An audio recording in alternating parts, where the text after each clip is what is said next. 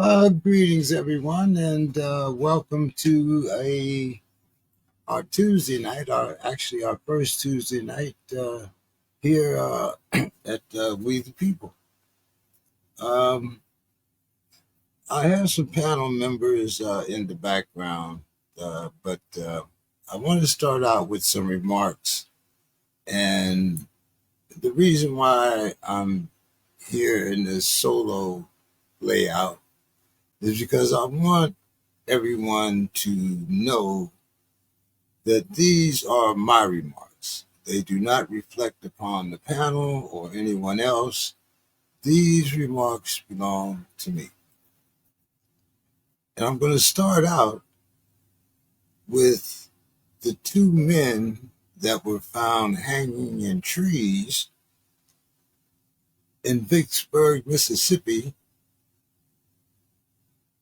Monday evening. One was a young black man going to Delta State College. The family says that he had 3 broken limbs.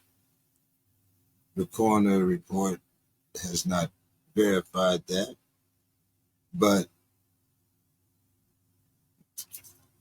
such as it is. The other gentleman was an older gentleman, 36 years old. His name was Charles uh, Carthasis. He was a homeless gentleman. But I just wanted to bring these to your attention, whether people knew it or not. And it just so happens that Delta State, along with some other HBCUs, were threatened in connection with Charlie Kirk.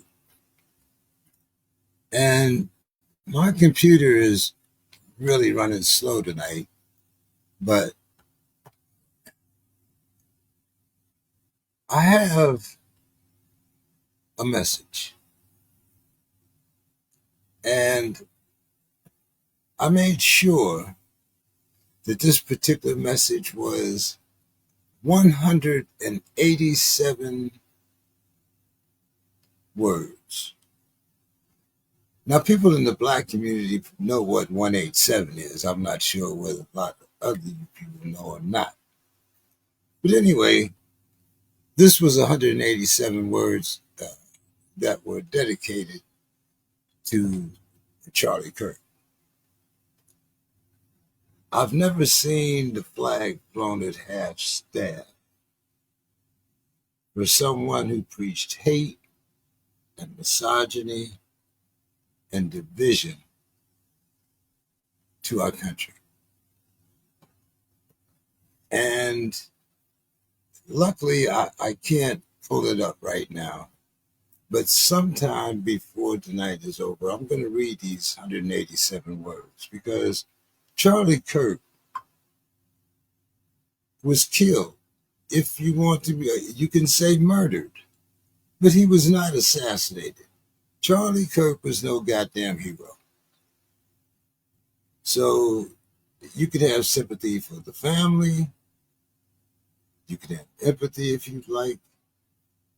But let's not prop this motherfucker up on no goddamn pedestal. Anyway, I'm going to get the panel up here, and we're going to get on with the show tonight. Brother Gilliard's here. I'm going to try to get you up on the stage as quick as possible. There's the Saw. How you doing this evening, sir? All right, all right, all right. Good seeing you. I have Brother Derek here. There he is. How are you doing? Excellent. Good to be here, brothers. So, as I said, I had some remarks that I wanted to make, and I wanted to make sure that everybody knew that they were mine, and I'm not trying to put my words in somebody else's mouth. But is there anything that you would like to say, as far as either, the so-called suicides in Mississippi within hours of each other, or Mr. Charlie Kirk? Asal? Well, you know, and I'm surprised I missed that because I'm really a news junkie and a newsman, but I was not aware of the two hangings, lynchings in Mississippi. That is, but of course, we all heard about all the bomb threats to the HBCUs, even though, we had nothing to do with the shooting of Mr. Kirk. And I agree with you 100%. Nobody should be murdered for their rhetoric, as vile and reprehensible as his was, and racist and misogynistic and everything else. But you shouldn't have to die for it. But you're right. When the people, the state Senate majority leader in Minnesota, the white woman was murdered and her husband shot in the middle of the night by a right wing um, anarchist who came up in a police car with lights on and a mask and was perpetrated to be a police. Uh, our president never chose to lower the flag then, nor say anything positive about her service and the fact that she was executed in the middle of the night. But we want to make this man a martyr and a hero, or at least they do. So yes, I'm with you on that. And now I'm deeply disturbed to hear about what you just shared on the top about the two men.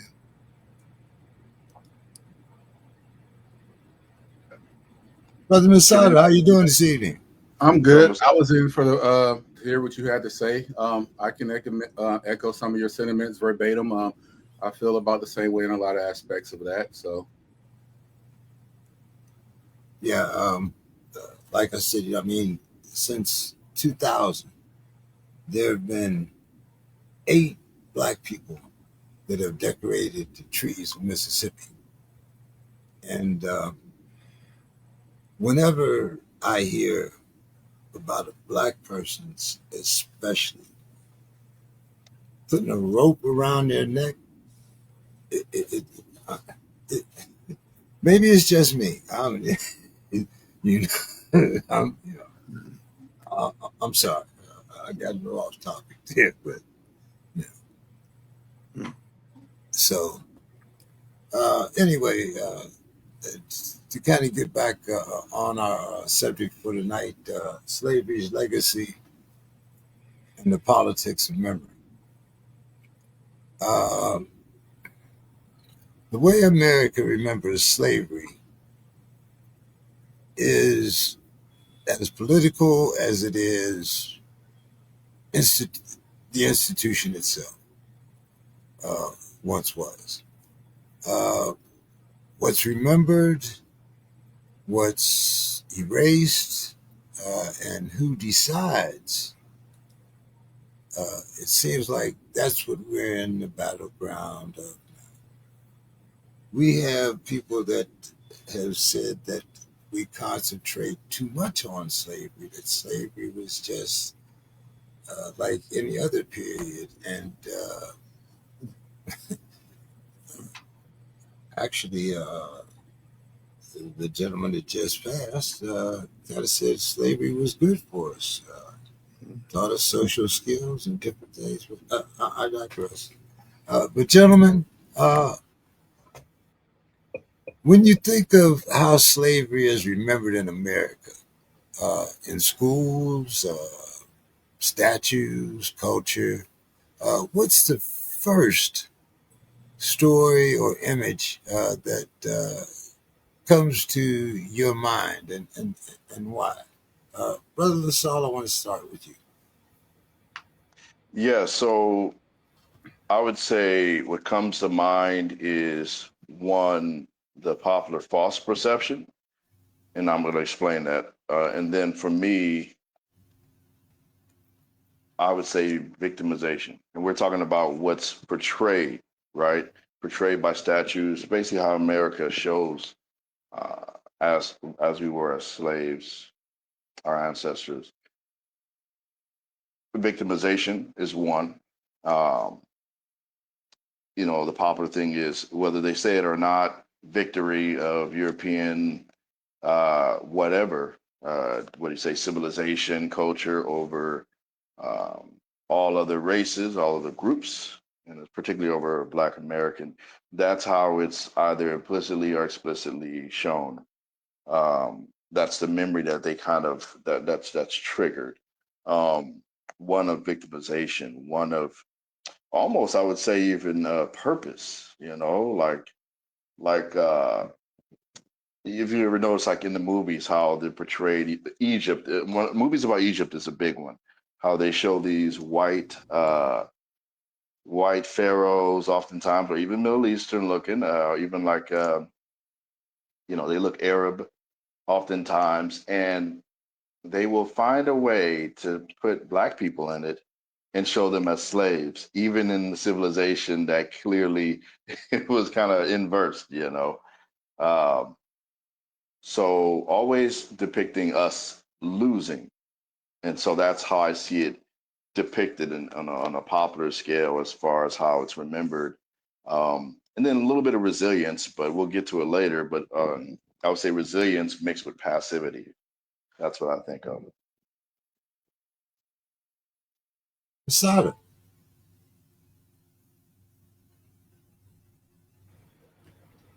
Honestly, man, you caught me off guard earlier with all that. I don't watch the news a lot. I did hear about. I haven't even been on social media really. I've been with family and trying to ingest everything because out there every time we talk, I always wonder and ask myself, am I doing enough? And then why is things not changing? Um, but to answer your question with that, man, I always think of like redundant. Like it's kind of like Brother LaSalle said. Um, I've always said when I said why teach slavery, I was always meaning why always teach that we were less when I know we weren't. And I figured people do that to implant that in one's head, whether you're not Black or African or just have melanin. And if we can be really talking real, um, we're all people, but just because you have melanin in your skin, you're darker than others. Because all races have a Black race, from any Latino, any race you can find Black people there. So with that being said, they always portray it in a negative light. And I've always asked why I always teach that, because if you're not looking like us, then you always feel like you were empowered, but you know that's not the truth. Science, once again, proves that. It's just evidence, and it's always wondering why. But then the next is always, they always show the same figures. Every Black History Month, since I was little, there's always the same ones. I'm from the South, so we get taught a couple of different ones. In-house, you get taught different ones. So like Nat Turner is one of the favorite things I think of. I don't think about Rosa Parks. I do. Thank you for what she's done and everything. Martin Luther King. I'm more Malcolm. I lean towards. I do, brother. And let me apologize. I didn't say what up to Brother Derek and Brother LaSalle when I got on, or you, James. You took my mind away because you said Mississippi again, and I'm from there. So I looked it up. There's one Black guy, one white guy. I get why they maybe did the white guy. No, the Black guy, no Black man that I know from there is going to put a noose around their neck and hang themselves. But also, I'm from Hattiesburg, Mississippi. I'm from the southern region of it, where it's still prevalent, but it's a little bit more cool. It's not the northern half. That's another thing to talk about. They always teach you that slaves ran north and went north. The more north I went, some of the races, it gets racist. And I'm like, so what happened? And that's all I got to say, brother, because I'm still trying to wrap my head around I didn't even know the half mast of the flag for this dude. And once again, any type of death is horrible, but at the same time, man, I digress, and I'm gonna give it to you all. Brother Derek. Yes, sir. I think the image, and there's so many of them, but the image that is so stark to me is the Black man. They called him Whipped Peter. His name was Gordon, and you see his back. You've seen that image, right? It is so scarred. It is branded. He escaped from slavery in 1863, left the Mississippi plantation, and they found him and they brutally whipped him so bad that after he navigated 80 miles in the swampland, that he was bedridden for months. And to me, that is an image seared in my mind and my psyche as a symbol, just like so many others that we have seen, telling us, you stay in your place, and if you get out of your place, this is what happens. And so it was a fear tactic, and it was a very real one, and that's one I can never shake. They called it the scourge back. One of the stories is, after he after he escaped and he healed, he became a Union soldier. Mm-hmm. So yeah. So let's kind of get our main topics started here. The first thing I want to talk about is erasure wars. And we're talking about textbooks, monuments, once again, public memories. You have a governor that has actually banned certain Black books and certain parts of Black history. He has altered, or should I say, white history, in order to make things more palatable. Let's do it like that. Derek, you've seen legislation pushed to ban CRT and limit books. Are these really about protecting kids, or is it about protecting power? It's mostly about keeping a people, and not just us, but all people, uninformed, keep them ignorant. And, part of that, there's a bit of that white fragility. We don't want our kids to have to be exposed to that and realize that this happened, because guess what? The truth hurts like hell, but it's real. And so I think that when you can keep people ignorant, you can keep Black people, because what did Clarence Thomas say? He said, not Clarence Thomas, it was Secretary of Housing, Ben Carson, during the first administration. He said slavery was the first form of immigration, right? So if you get people to believe this garbage and think that that's real and applicable to you, and not to know that your people invented science and astronomy and built great things like the pyramids and art, if you think that you're just, you get them to believe that you're just murderers and buffoons and all these things. So that's why they don't want, because America's never fessed up to the fact that Black people built the wealth of this country. Another great book is The Debt by Randall Robinson, Max Robinson's brother, that talks about the impact of Black people on this country, the positive impact of making it. But so, 29 states have outlawed some form or fashion critical race theory and that whole teaching of Black history. So we know what's going on in the Smithsonian. And so one of the things you do with a people, you take their culture, you take their language, and you take their history. And so that's what this is all an attempt to do. And you can do it legislatively if we don't do our jobs and make sure that our people in our houses, in our community, know that history. Because we can't count on the government. And every state in the South, except for North Carolina, has done that to some extent or another. And one of the things that kind of I couldn't understand this big thing about CRT, because CRT is not taught until you get to a college level. At least that was my understanding. Am I right, dear? Yeah, that's primarily when CRT is begins to be taught. You're right. Yeah. So, when you try to say that we're affecting, kindergarten kids and nursery kids, this makes no sense. But then again, I kind of digress. But the Saul, uh, when you've lived on the margins, like being unseen is survival. Do you see America erasing slavery as the same way? If you are not, keep denying it outright and pretending that it doesn't exist, that eventually people will believe that. Most definitely. Yeah, this active denial of history.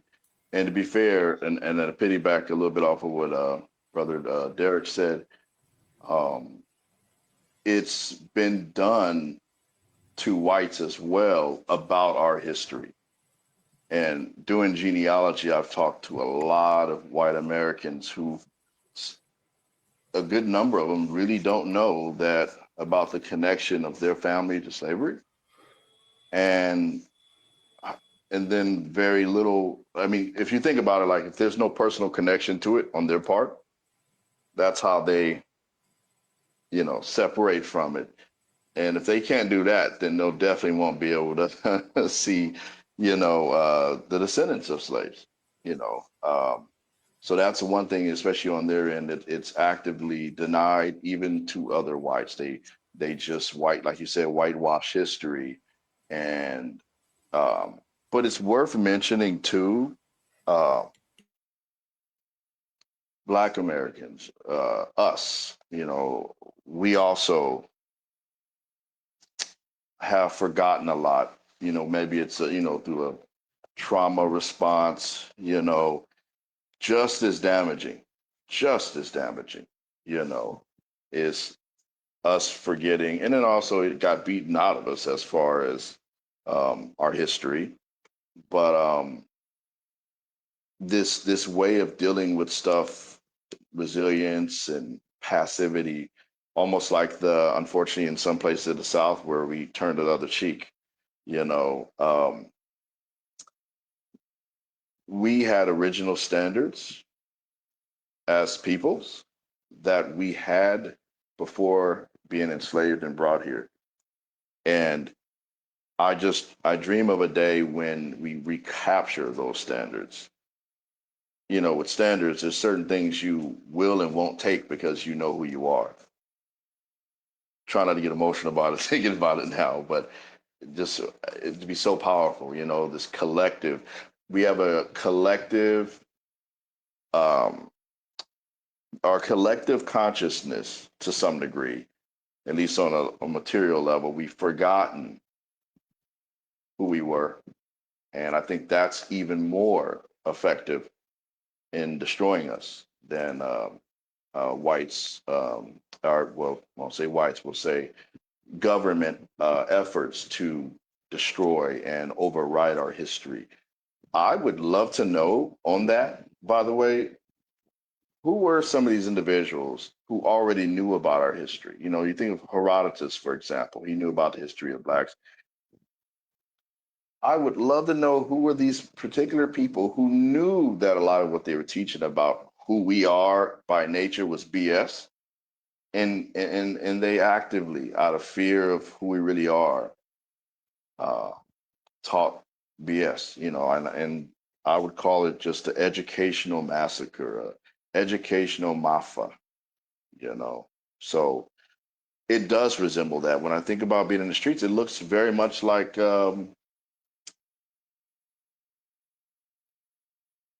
It looks very much like what happened to us when our ancestors were slaves.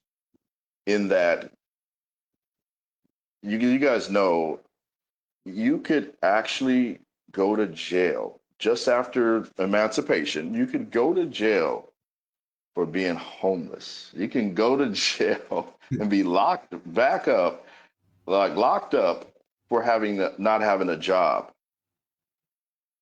This was So, after we became free. Yeah. So yeah, similar. uh, there were a lot of laws that were passed, to make sure that even though the Emancipation Proclamation was signed, we stayed in our place. A lot of people, I don't know, whether you fail to realize it or not, but Juneteenth was 2 years after the Civil War was over. Suppose black soldiers had never went to Texas, would we still be on cotton plantations? I'm just saying, hey, That's good. That's real. That's real. you James, if I could add a point to what ahead. LaSalle had to say, that was actually the beginning of the prison industrial complex. Because you're right, if you were loitering and hey, you had no education, in most instances, I mean, you had some skills because of the skills you learned, as an enslaved people, but you didn't have other skills. And so, yeah, let's start. And then that was the way the Southerners, when, they took the Northerners, well, the soldiers, the U.S. Army pulled their troops out. And that was the way the Southerners start to get people to continue to work their land, even though slavery was over, but you were essentially like an indentured servant. And so it's not that different than what we have today in a lot of ways. Masada, as a musician, you carry a lot of memories, whether it's from gospel or hip hop, the songs that you remember, the songs that you create. Do you think that America's embraces black music as a heritage, or that it exploits it to make history, to mask history? Sorry.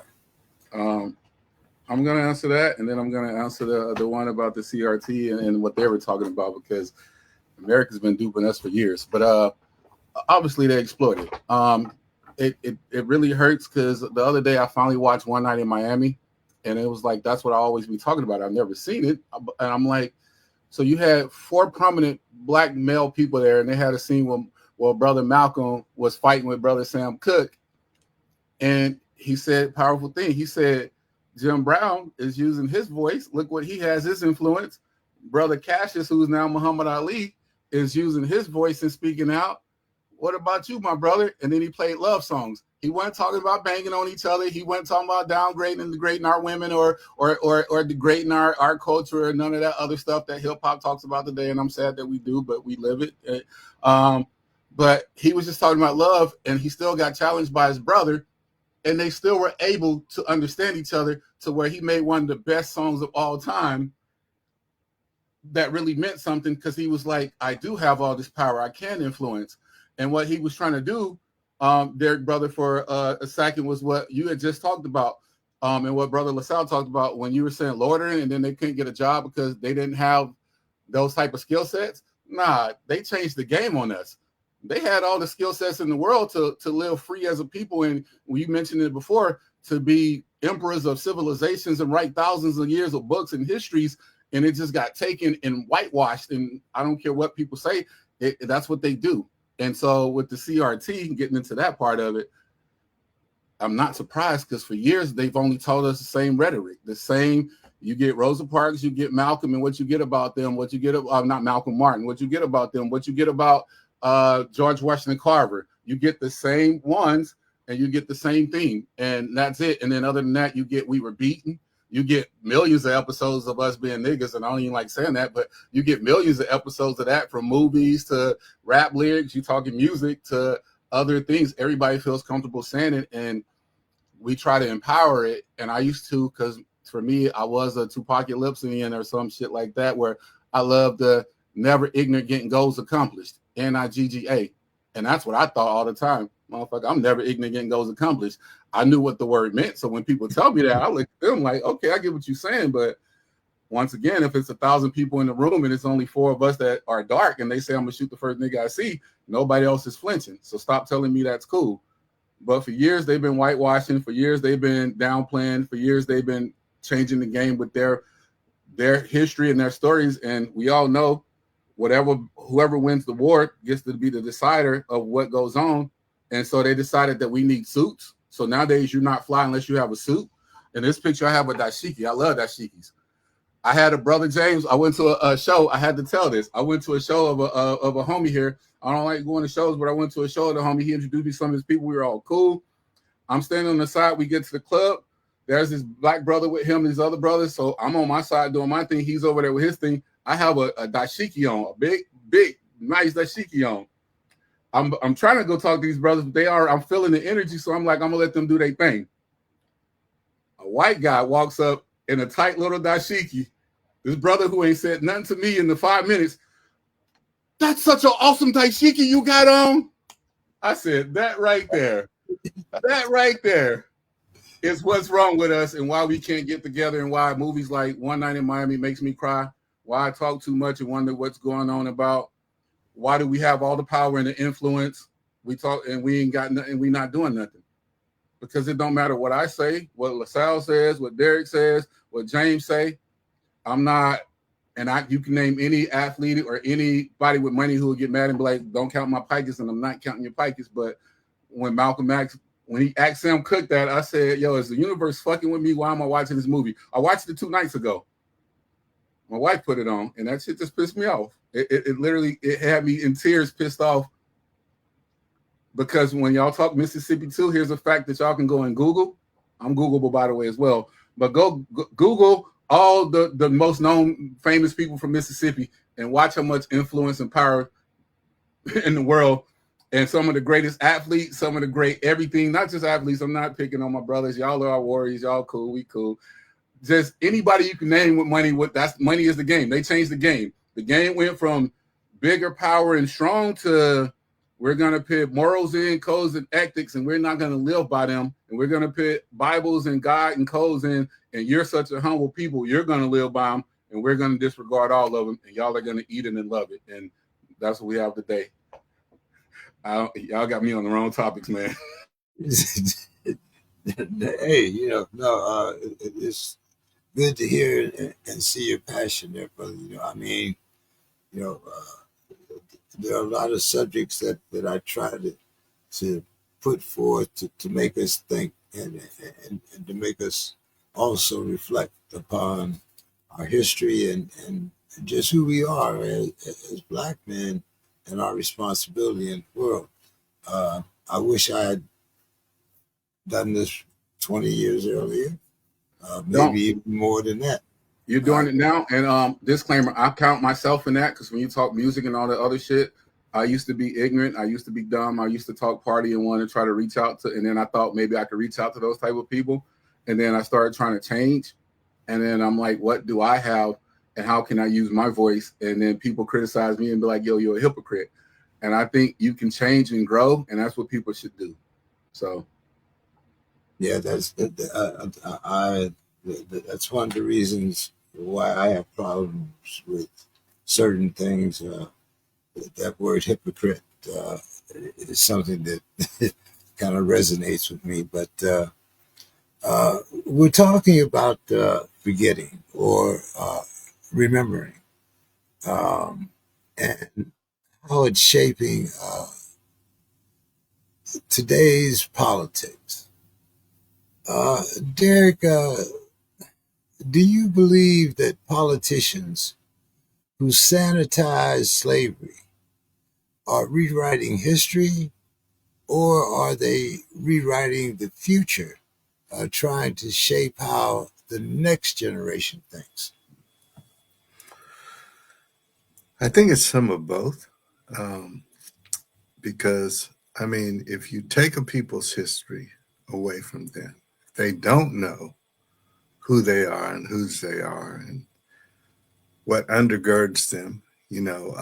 That's one of the things that my wife and I were super conscious with our 3 kids, all of them. But But yeah, because the future is, because one of the things that I find is, even with young white kids, when you tell young white kids they can't learn about this, guess what? They want to go and find it out. They say, what is it you holding back from me? Why don't you want me to know? This is like telling them they can't learn about sex or anything else, right? They want to know. And so I think if you keep a people ignorant, it is easier to keep them in bondage. So I think it's both. It's both. As my old boss used to say, it's not either or. It's both and both of them are happening. And you to do it, to see it done legislatively again, which we thought that we had moved past this back from 64 and 65. Civil Rights Act of 64, Voting Rights Act of 65, but it's all the okie doke. We're going back full circle, doing it again, just finding different avenues to do it. So yeah, I think that they are using the laws and using their pious positioning to justify it, because it's, again, saying that they don't want to hurt the thoughts and perceptions and psyche of young people. But young people, they know when they're getting fed a crock of BS, and I think that that's what you're seeing, the pushback from a lot of that. Masada, when your children ask you about slavery, uh, do you emphasize the resilience, resistance, or the brutality? Um, all, but I focus more on the resilience of it. I talk to my kids real. Some people might not even like the way that I would talk to my kids, but I talk to them very real. I don't hide anything from them. We talk about a lot of stuff. Right now, my son right here, Messiah, he's the one right here. Him and the twins, they go to a dual immersion school where it's mostly Spanish, so they learn Spanish and English all day. And he's been in fights, a lot of fights, and he's been called the N-word, and then they tell him that they're allowed to say it because it's so cool, and he's confused because the way I talk to him about it, he don't even say it, and he's like, nah, you know what I mean? And I got to give him a little props right now because he's a champ. He goes there, and the reports be that they pick on him, and it's weird because I don't condone violence, but I'm also, like I said, more Malcolm. You slap me, I'm gonna slap you back. So he's cool with it. He got hands, and that's pretty cool. But I don't want him to have that environment and have to do that. And so, with that being said, I teach them that there were people like Nat Turner who led slave revolts. You know what I mean? I teach them that, hey, you bigger than that person, right? And that's why they picking on you, right? You this that's better. That you're beating them at a game that they think that's for them, but soccer originated and played in Africa all over the world, like it's football. It's just jealousy. And I try to teach them about life, and people are going to come at them because my kids are mixed. And that's another thing. They get it from both sides. They get it from all types, just like I do. And to me, that's what I'm trying to cure right now because it's been going on too long. It's just going on too long, man. LaSalle, do you think that America's habit of uh, forgetting slavery, its economic foundation, do you think that perhaps maybe that contributes to the way that poor and unhoused people are targeted today? Most definitely. Most definitely. Foundations of it, um, as you know, they're erasing the history of it. Um, we talk about how we can't, it's inescapable. We'll talk about the foundations of capitalism, right? In the West. It's directly related to that topic. Um, our work literally made the difference between tall buildings, um, a lot of advancements that were made, and those contributions were there to some degree as far as like they remain in some areas, But our major contribution, the leading of history, the leading of which, like Brother Derek said, the leading of history is the leading of our identity. You know, we're more of our past than right now, because the past is alive. Everything that we've experienced is alive. So the main thing is, we don't want, like, it's like people act like they don't want the history, you know, they don't want the truth. And the reality is, raising these standards back up to where, if a person says around us says the N word, for example, first make them delete the history and then say it's okay to say the N word, you know? And the thing is, no. If a Black American or whoever wants to say the N word around you, I don't care who it is, Well, that's a wait a minute. boundary right. I don't use the R. I just use the A. Right. And Yeah, you tell them it don't make no dang difference, because in the South, they oftentimes they use the A too.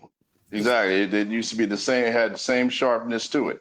But the invisibleness, again, of Black Americans in the street is all too easy to ignore, as it's growing. So I see a direct correlation to that for sure. And then when you have that eraser of identity and struggle and homelessness, it's exacerbated with us. And what have my cat decide to act up all of a sudden when I start talking? I'm just like stopping them here, stopping them there. Um, but like I would just use a quick little symbol. I think of Haiti. I think of Haiti as a very similar model of what happened. So not just, oh, we were impressed. No, we've had conquests we've had victories. We've overcome slavery, and they want that deleted too, with financial oppression, you know? Yeah. So it's very, very, very, very, they mirror each other. I would like to say something to that, because you said something about basically they take stuff and then regurgitate it back out differently. It's been documented. They throw movies at us. They throw films at us. They throw it in hip hop. We can see it. We can see the dynamics. I've mentioned several leaders. I always mention Malcolm because he's one of my favorite. But with Derek, with Brother Martin and all that, they will show you the transition from brother to, I didn't see Malcolm them. They'll show you Malcolm go from Malcolm Little to Malcolm X, right? And they show you he stopped using that, calling each other brother and brother and brother and brother. And then they show you integration of hip hop. And this is a trick to it, because you'll think hip hop made it bad. Hip hop started out, because you have to know it. The music started out with rebellion. The music started out with like fight the power type songs. Where I'm from in Mississippi, on a big water tower, they had one of my favorite songs. We headed for what is it? We headed for self-destruction. We headed for self-destruction. I was like a little kid, and the song was already old, but it was all written on a big water tower. And then they documented going from that, and then they try to blame gangster rap, and gangster rap just showed you what was going on to the streets till they gave you more money. Till now, it's not talking about the struggle. It's talking about go and fuck this up. I got more money than you, and go and get this. But it's not talking about what they're doing with the money. So I had to interject, because it's been documented, and they throw it back at us, and then they make us learn it in a different way, or make us, we see what's going on, and then we can talk about it. It's more than it's we have memes, and we have different things that tell us, and we're kind of waking up. But at the same time, a brother will post a meme about saying what up to a brother, and they'll see you, me, or anybody else on the screen and walk past with a smug. So once again, I digress. Brother and me, I'll let you know that. When I went to got my graduate degree in African American Studies, my prof, he was teaching black militancy. Now, I've had plenty of Dr. King and everything. I mean, I was immersed in that, but like one of the guys we studied was Robert Williams. We will shoot back. That he's part of the Deacons of Defense that up in North Carolina. And, you had the black freedom movement there in Mississippi. So yeah, there's a lot of that. But guess what? They're all important because, hey, Malcolm made Martin and Martin made Malcolm, and you needed to show people we're not this monolithic group. And if you mess with us, because some folk, we say we will mess you up. So you got the whole spectrum. So I think because that's who we are. We're rich people. But I think it's tells you something when all our kids can tell you every word of so-and-so song, but don't have a clue about what's impacting them and with the economy and what they have access to. And so that's where, I think I said it last time, I felt like my generation dropped the ball there, and I don't see it changing. I see it going the wrong way, not the right way. And so we got to do something. And I remember I used to say that, the N word, and I remember a couple of brothers. It was my first job out of high school, and they said, "Man, you shouldn't say that." I remember I was used to I'd say bitches, and and they, and I started thinking about it, and I said, "Well, you're right, because if we don't respect ourselves and our women, how can we expect somebody else to?" So I'm through.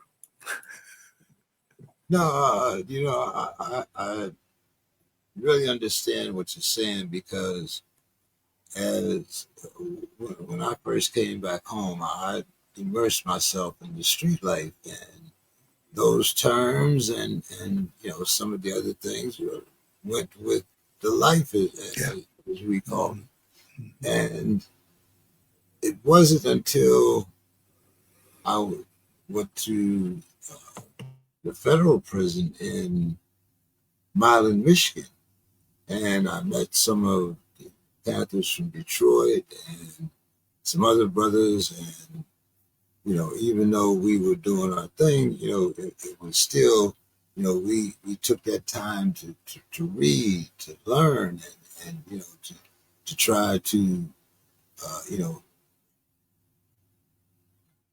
I won't say, at least speaking for myself, I knew that I was going back into that life, but I also knew that this was something that maybe I could put away and use in my later years, which now it has. But I think that's one of the things, Derek, you mentioned it earlier, the Civil Rights Act, 1964. I think a lot of us, and I'm speaking for myself, when I heard, 4 years ago, 8 years ago now, when 47 was 45, and they were talking about the voting rights, and I'm like, didn't we go through this? Hasn't this already been settled? Derek, when did we lose control of our own destiny here? Yeah, it's a damn shame that we have to keep going back and essentially recertifying the Voting Rights Act. Why? Who does that make sense to? As a good friend of mine always said. Yeah, because it's always a time that they can look back and say, well, we needed that then, but we don't need it now. But look at all the gerrymandering going on right now. So clearly, you're going to always need it, as far as I can tell. I mean, there's just... Are we going back to the jelly beans in the jar? I'm telling you. Hey, how many bubbles in a bar of soap? I mean, all of those things, I mean, that's why, too many of our people now they're very reluctant to leave the country to go on vacation, because they said, I don't know what kind of trouble we'll have getting back in. So, eternal vigilance. I don't often quote white men, but I say eternal vigilance is the price of liberty. We can't go to sleep here because, if we do, we'd be SOL. Yeah, really. So when society is they see a black man, you're on the street, singing or praying. Uh, do you think that they can see your resilience, or do you think that they see a stereotype of passive survival? All they want is a handout. Do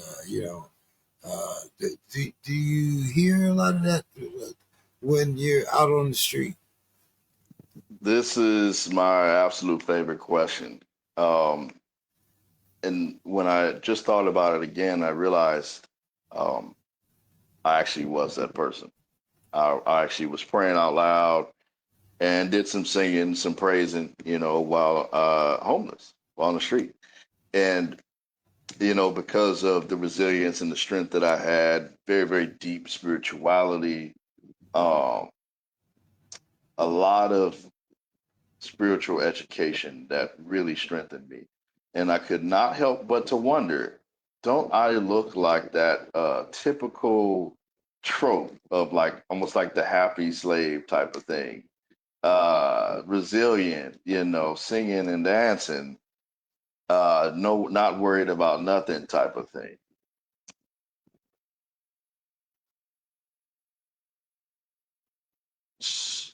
And the question was, what do I think about that in particular, that idea? Well, Because well, I've got how do you think that reflects on the slavery? Slavery's distorted memory. Like you yeah. said, the dancing, you know, the jigaboo, you know. Well, I think of the very things we use to get by, because we still have to have things to get by now, and to have strength. It was characterized, and we'll say music, for example. You mentioned "Fight the Power." Even before that, "Fight the Power" is a similar type of song, uh, but before that, the spirituals, and around that time, we that was power. That was power. It wasn't like dancing and playing around. And this is what I really hope the world really learns about Black people and the music, for example, and the art that we gave. It wasn't about like just having fun and just, it wasn't, no, that was like therapy, but also power. Uh, it was not just a release. Like, I'm from Compton, so the fairly new art form back then, it was crumping, and they talked about that, recapturing that power of our history and our ancestry, and expressing our frustrations and such, and that was a way to be resilient. Boys, stop. See, there goes the cat again. um, he wanted to pull the whole thing down. Um, but that resilience, I feel like with us, it's not. I'm not sick of the word, but taking, being strong enough to take crap from oppression, that sure can look like being passive. You know, it's very much time. Like even Nipsey Hussle said, stop playing defense. It's why he jumped over the ship and said, forget it, play offense. Um, that perception of us is still there. We're tolerating. We look like we are uh, being resilient. We're being knocked down, and even people that call themselves being compassionate with us, it's like, oh man, y'all been through so much, man. I feel bad for what's happened. It's like, but when we regather and raise our standards of who we are and what we will and will not tolerate, us building each other up. Oh man, yeah, way past resilience, power. And so easily being seen as a person, a Black man who's homeless, people are, I'm telling you, I'm sure you guys seen it. People have become, what's the word where it's like, it's a Black dude on the street, Black woman on the street. It's almost Families, like, so whole what? Like families. whole family. And it's normalized almost. It's like, no one's really affected by it. And from what I see every day, and I keep in like in my neighborhood where I live in San Diego, I'm like, oh, yet another black person in the street, brand new face.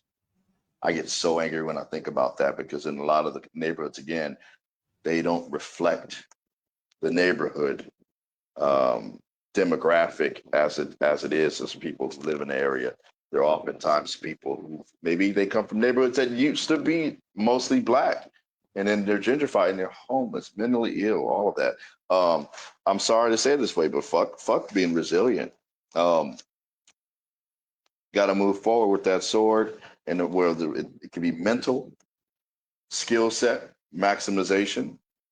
Uh, yeah, that's where I am. Okay. Masada, I want to go back to music again. Do you think that black music, film, art are preserving the memory of slavery?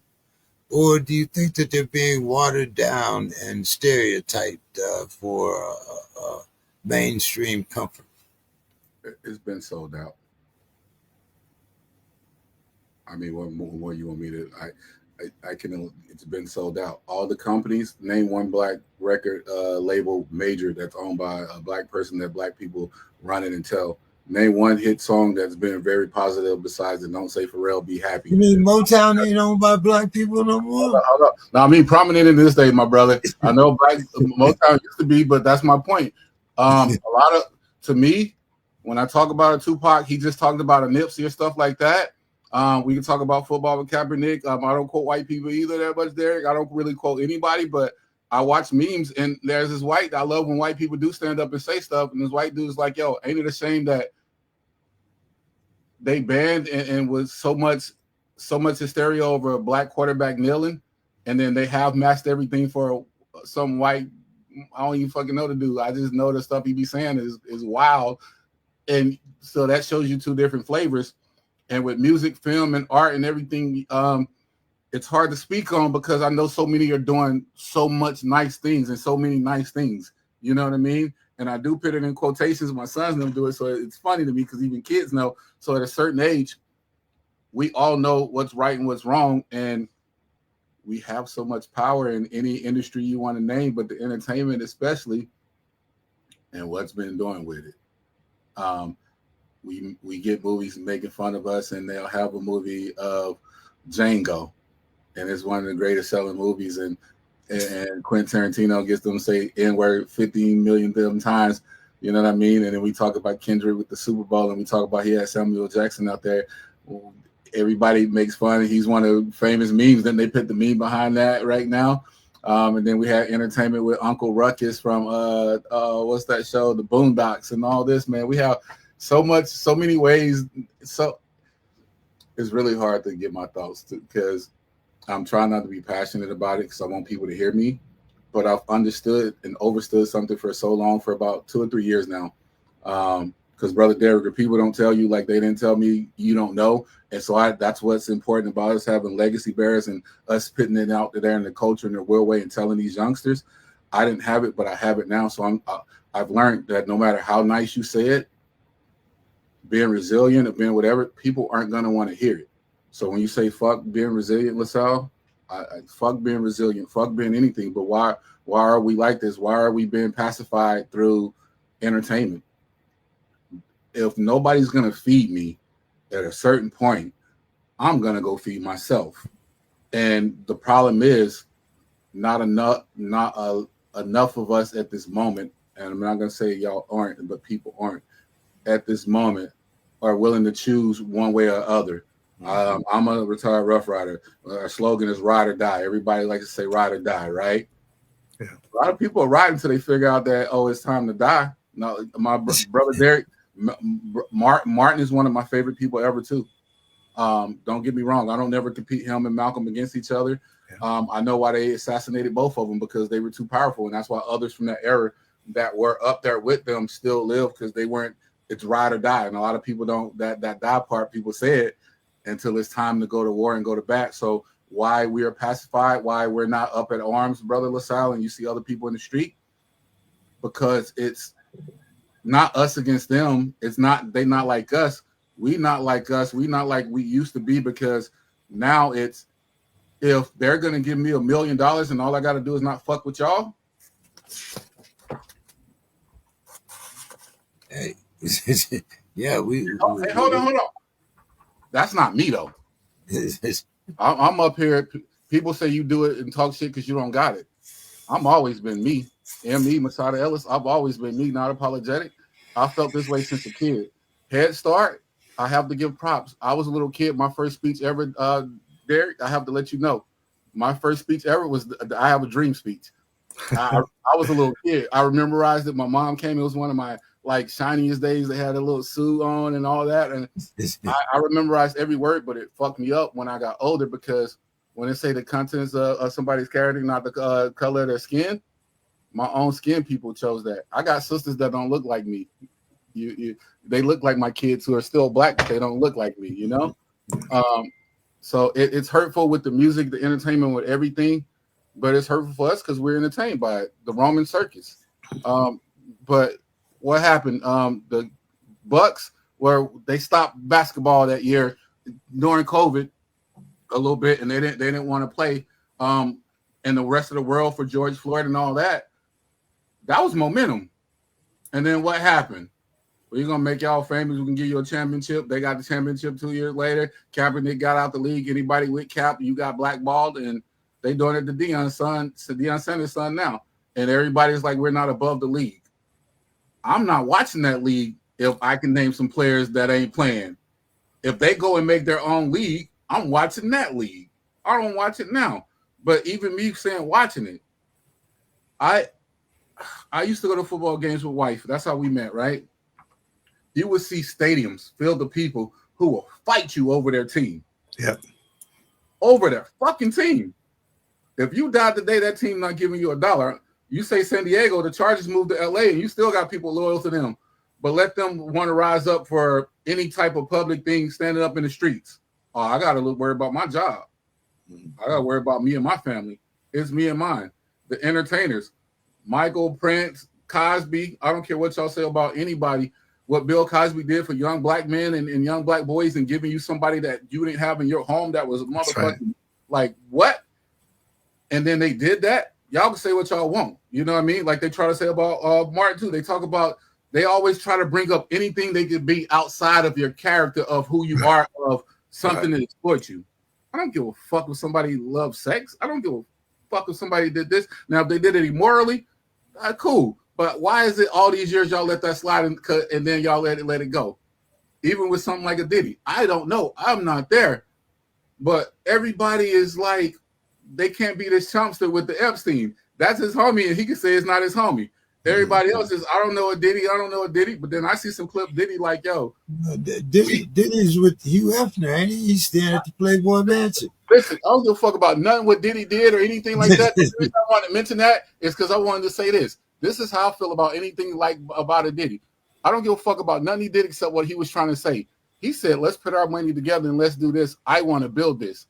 So anybody else, you can talk to me about whatever else. They always going to assassinate your character and make you they're either going to kill you or make you crazy. Because I think somebody alluded to a Kanye without saying Kanye, right? They're going to give you superstardom fame. They're going to make you talk all good. And then when they see you got too much power, they're going to do you like they did a brother Malcolm. And I'll go back to him because a lot of my black people love to say Malcolm. And I be telling them, yo, Malcolm had all the power in the world and they didn't like it when he was able to get black people together. And when he said, hold on, I need everybody with us because it's us against them for real. They really not like all of us, all the people I see in the street, all the people who don't got the power and the money, and that we all are brothers. After he went to Mecca, they said, oh, you can't live no more. When he had 1 million black people together, it was cool. Yeah. Think about that. Derek, should the fight for an accurate memory of slavery be a policy priority, like healthcare or jobs, or does it always get headed on, like a symbolic thing instead of something substantive? Yeah, it should be much more substantive because it's the foundation of this country. Again, this country's wealth and everything that people admire all over the world is based on what Black people built during slavery. Yet nobody coming over here, from the Asians, the Latinos, the folk from the Middle East, the Arabs, none of them comes over here to be like Black people. That's not their goal. They're trying to be like the model American any way they can. But to be honest, I don't know what it would take for that to be happen, to be set on that level of a priority, because what that would take is America being honest about who and what America is. And America is hypocritic. I love America. I love this country. But it's like our kids. When our kids are wrong, our loving them requires that we correct them. Well, you correct them in love, but if you don't correct them, that white policeman or that person in the mall or the store, they don't give a rat's ass about your children and mine. And so we have to particularly make sure our Black sons understand that. I told my kids all the time growing up, especially my boys, hey boy, don't nobody love you but your mama. When you get out there, you got to have a different posture, and you got to know that, because we can fight anything if we get you home. But if we got to visit you in prison or go put flowers on your grave, and I think we have blown that.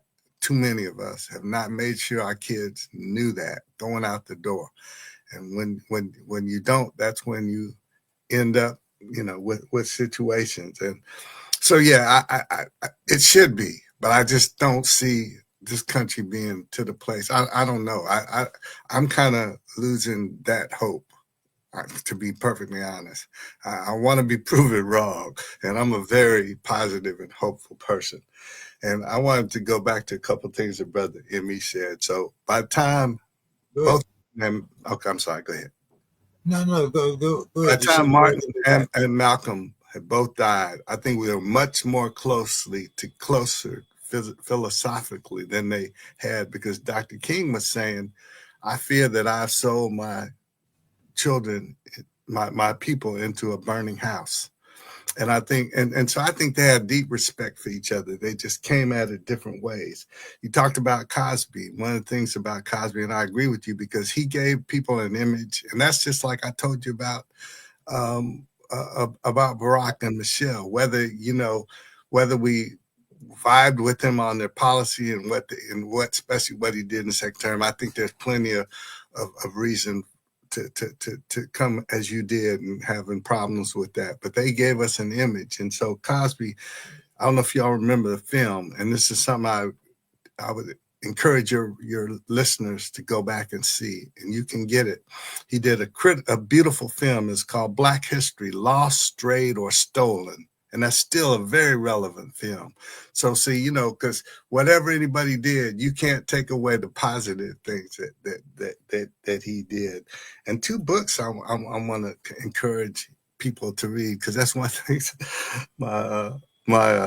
actually my grandfather-in-law used to say, if you want to hide something from a Black man, put it between the pages of a book. But the Education of the Negro, Carter G. Woodson, the father of Black History Month, is back in 1933. That's a great book that they're still so relevant today.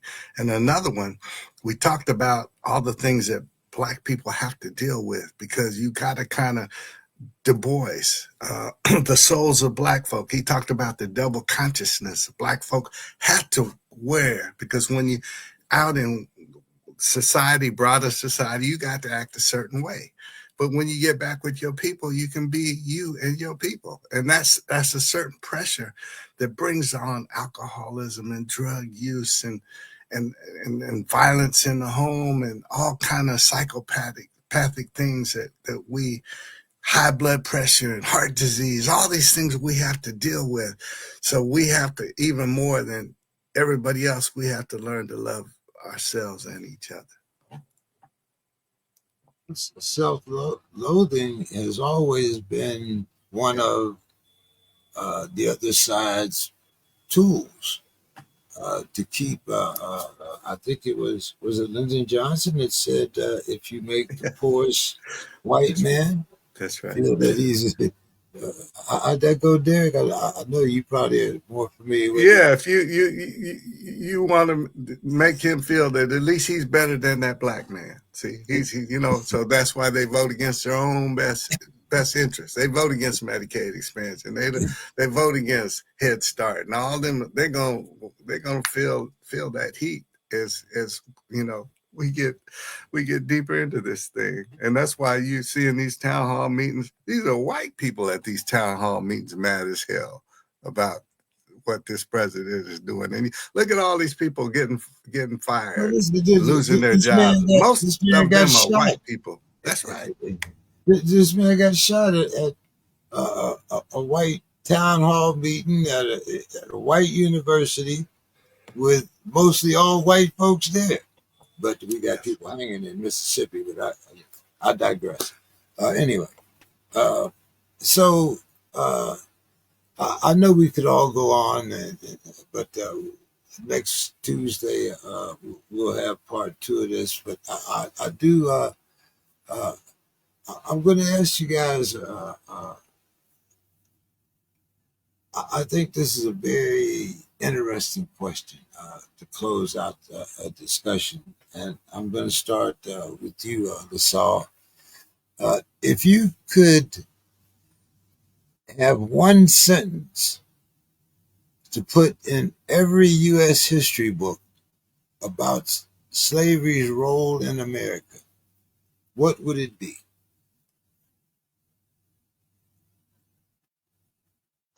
Ooh-wee. Okay, give me 10 seconds for that one. Ooh-wee. Okay. Uh,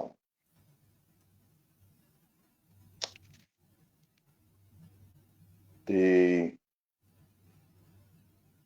ex the, the exploitation of the excellence of an oppressed people. And I mean that. The exploitation of the excellence or the strength of a people. The robbery, even, of the strength of a people.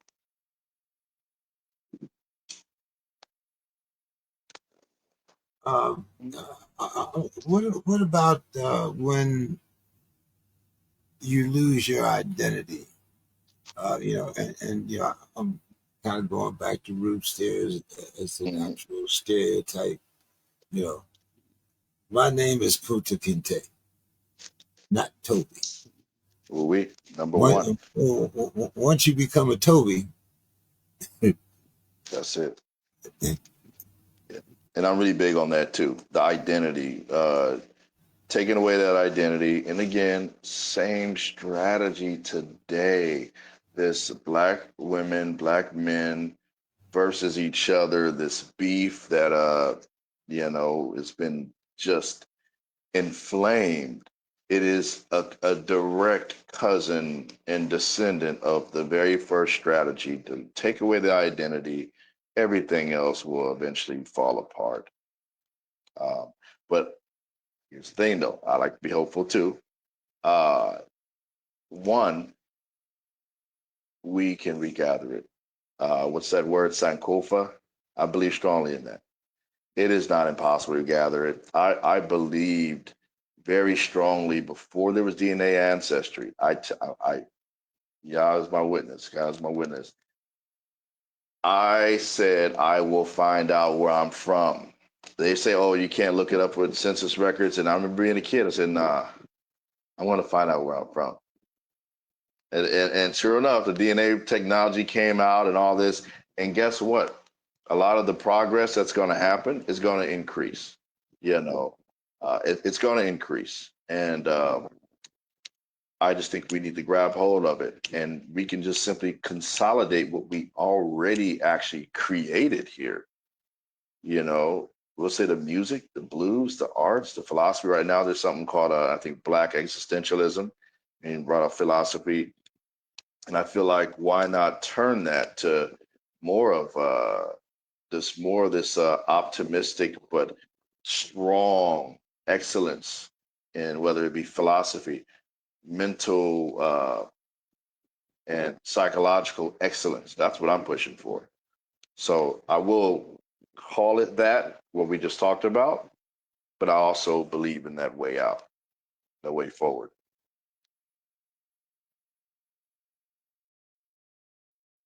Masada, what would your one sentence be? That's so tough because I'll be wanting to do a conjoined compound sentence and a run-on sentence and all. Well, hey, we didn't ask you to make it. You didn't have to make it correct grammar. All right, but no proper English grammar. I honestly will start off with telling you're powerful when you look within. We have a DNA code made up of generations of our ancestors that are probably turning over in their graves, that we've trampled over them, but they're still there. It's kind of like the movie Black Panther. It's twisted. It's good and bad things you can take out of the gift of stuff, but take like a Killmonger. I'd rather jump with my ancestors than died in the sea with those type ancestors. But I have to be thankful for the ones that did make it and changed it and know what we have overcome. So just be proud of who you are and find out and know you are.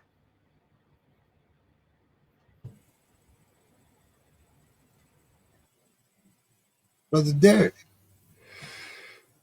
And I'll put my challenge back on this country. Until this country is honest about the fact that Black people built this nation, the wealth of this nation, the reputation of this nation was brokered on the backs of our people. Until America can do that, things are never going to be right racially in this country. And America, you sow the wind, you reap the whirlwind. And I think we're starting to see some of that. And I agree we're going to get through it. But this country has to own up to who it is and what it is. And it is not what it claims to be. So true. Brother Derek, final thoughts. I appreciate you all. Just hearing the different perspectives. It's an encouragement to me. And I think that I'm excited to now. I think I figured out how to share this on my socials. I'm figuring out socials like that. I never had to do any of that except for tweet, because that's all that Donald Trump did. And that was my albatross. And so, but I think so many people need to hear this. And I'm just looking forward to trying to do my part to help get this word out, because our people, if my people who are called by my name will humble themselves and pray. So let me not say that. But anyway, yeah, I'm excited to be here and excited to hear and learn from you brothers. And iron sharpens iron. Thank you. Brother LaSalle, final thoughts. Yeah, this one's gonna be one of the shortest, but I'm just gonna add to what the brother said there. Pray also, like Frederick James said,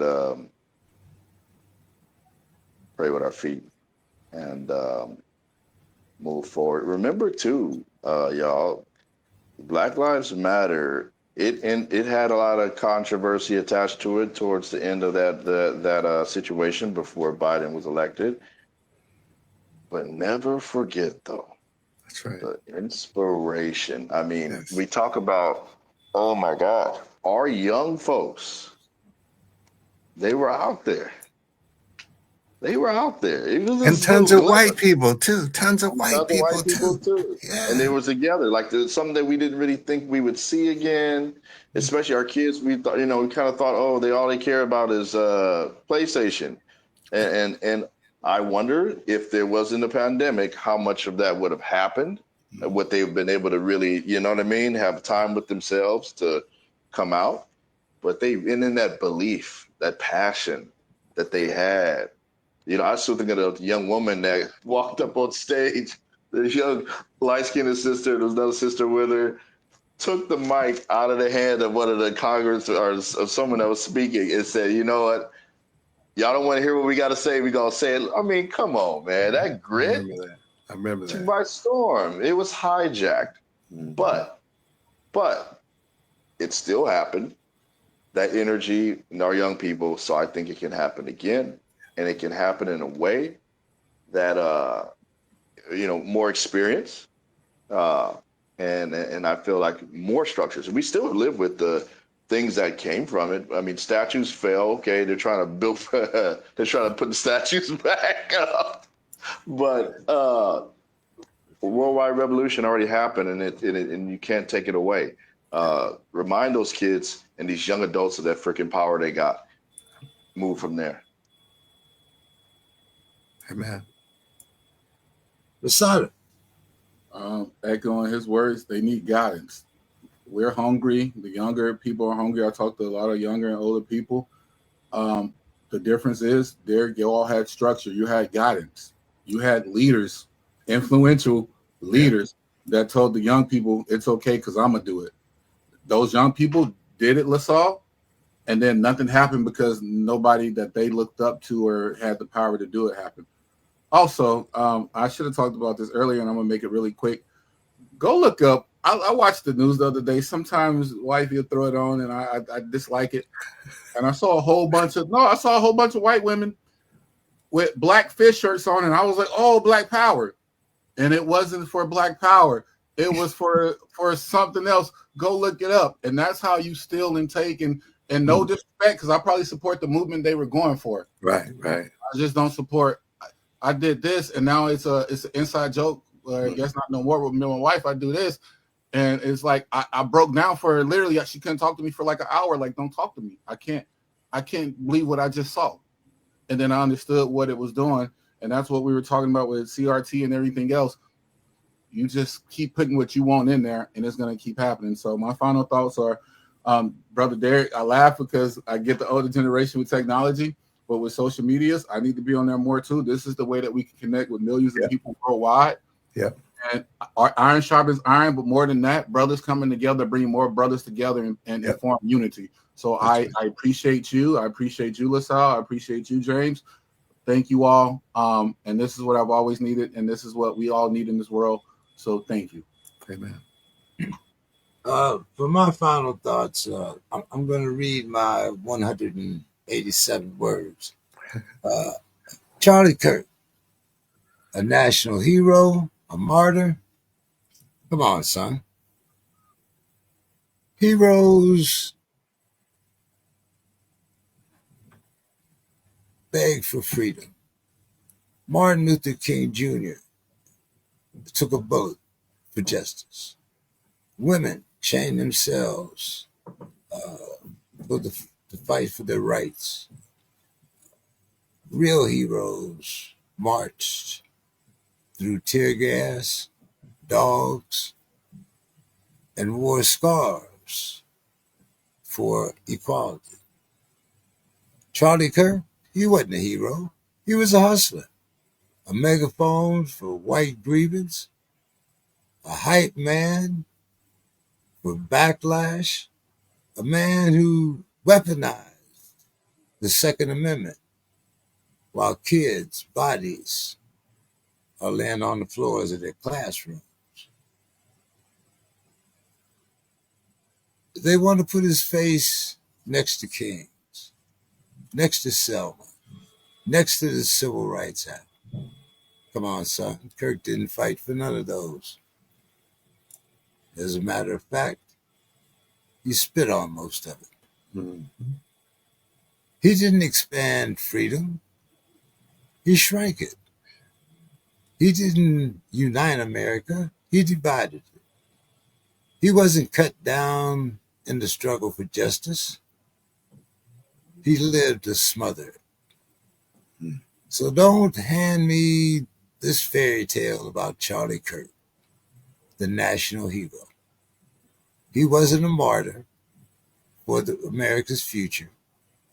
He was a mascot for America's past, a salesman for the supremacy of blue suits and red ties. The truth about Charlie Kirk, He didn't die for freedom. He died for carrying water for power. And if you call that heroism, then you insult every giant who bled to make this country great.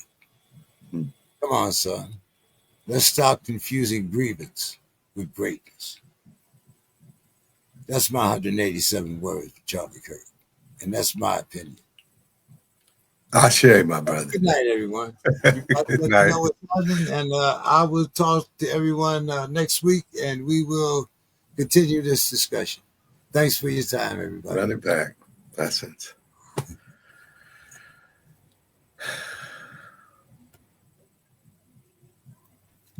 Well, guys, we got through it. We did. Yes, sir. So- Thank you. It's great. Great. Yeah, this is real good. This is inspiring. This is fuel for